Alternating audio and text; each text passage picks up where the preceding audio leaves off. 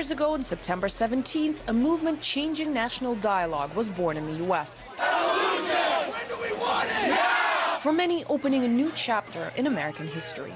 The awakening of a collective consciousness about staggering economic inequality, the rise of a corporate state, the loss of a genuine democracy, and the attempt by the part of large numbers of people to do something about it. Fast forward to 2 years later, the protesters are out again. On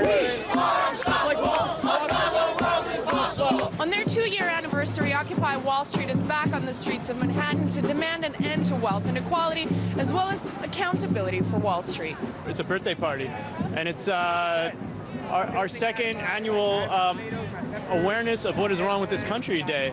Under a heavy police presence, many of the familiar faces return to the place where it all started, Zuccotti Park. It was here that for 2 months, 2 years ago, protesters spent day and night to get their message across before being evicted by the NYPD. It was just an amazing, beautiful moment that no one expected.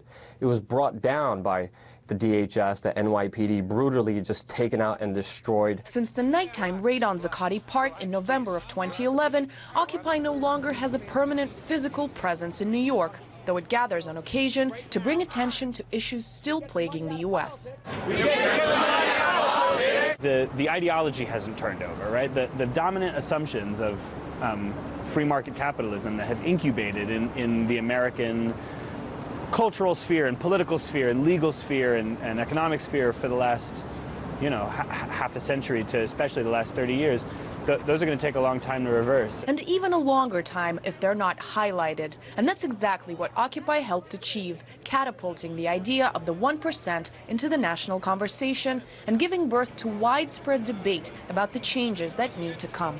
Anna, pepper-sprayed by the NYPD at the highlight of the movement, says the number of protesters has dwindled largely due to the police violence they faced. A lot more people saw that police brutality is a real issue facing this country. Despite the crackdowns, activists have kept working. Branches of Occupy, such as Strike Debt and Occupy Sandy, with thousands continuing to struggle a year after the devastating hurricane, still working around the clock. We're talking about thousands. I mean, there was 7,500 displaced as of the last figure we got, which was a few months ago. We have a very complicated mess in all the affected areas. Plenty of other active projects that came out of Occupy are up and running too.